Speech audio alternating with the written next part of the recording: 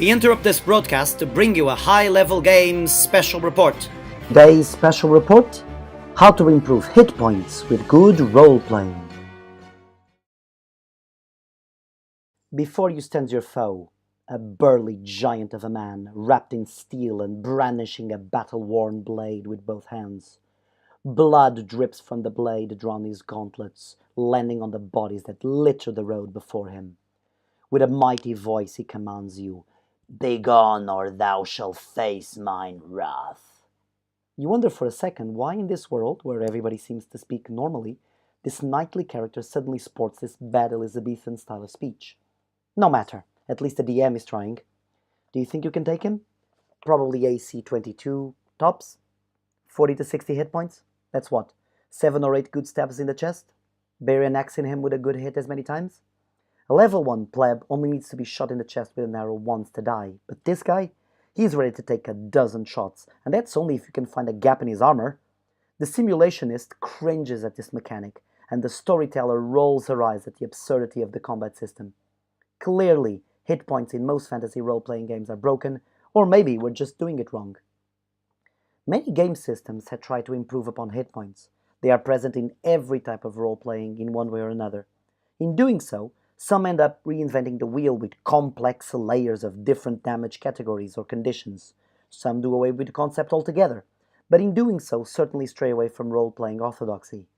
No matter what the rulebook describes, and how your other stats do or don't change based on that important measure of life, here are some options you can apply to your game to turn a number into a narrative that simulationist and the storyteller can both appreciate.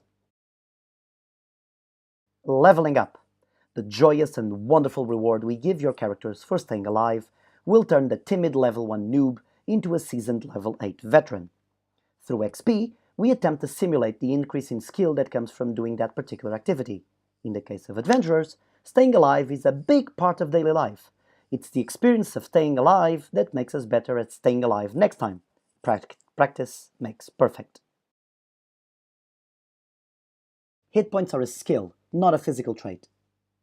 Did your paladin slowly grow Kevlar skin and carbide bones as his career progresses? If the answer is yes, I really want to know the name of that game and where I can buy a handbook. That sounds awesome.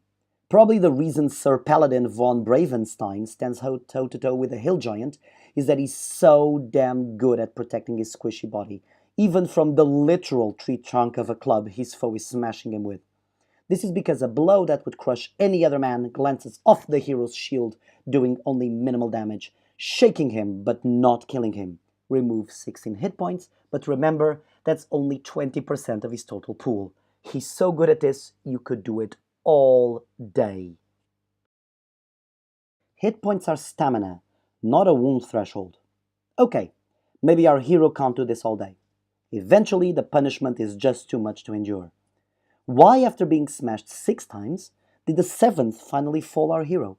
Was he having a 7th rib break, just 1 rib too many, and he gave up the ghost? Well, probably not. A few hours to a few days of rest, depending on your system, would have had him in tip-top shape again. It's likely the initial damage he endured was less bone fracturing and more muscle fatiguing. It seems more plausible to say that deflecting blow after blow pushed him to the point of exhaustion.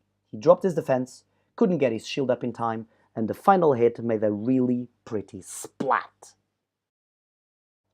Hit points are how you avoid injury, not a measure of your injury. Every hit leading up to the last one left a superficial injury at most. The final hit was full-on lethal damage that would dispatch any man, or no man if we want to be Tolkien about things.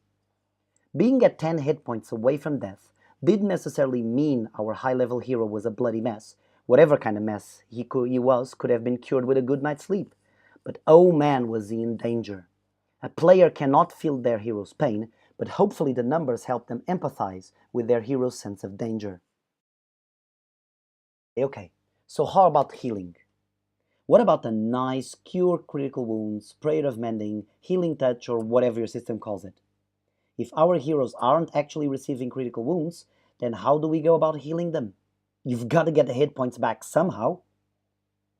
History shows that it's very easy for humans to believe that the outcome of a battle was based on which army had their gods as its favor and whose god was stronger. Cool, evoking this favor is your cleric's job. Instead of erasing cuts and bruises, channel the divine spirit into your fellow champions, thus granting them the strength of wisdom to keep their defenses true. Allow that mystical prayer that was uttered to become a divine bulwark that mechanically is just restoring those hit points. DMs, throw in some cool effects that bring this to life. Have the glimmering flashes of angels appear in the corner of your player's eyes. Have the druid's prayer cause a cooling breeze to blow that refreshes our bodies and spirit while the clouds allow the sun to only shine in a monster's eye. Have that bardic tune actually give us a mental edge that restores some of that ability to avoid damaging and to dig deep inside for more stamina to continue deflecting the incoming blows. By the end of the fight, have the surviving enemies cower not just before us, but before the might of our gods, our comic aegis, not just our comic band-aids. Certainly hit points, by their design, are supposed to convey some level of injury and the result of your weapon hitting the target. These ideas are not meant to totally overrule all that, but they were presented as counterpoints to show that we can indeed look at hit points in a very different way.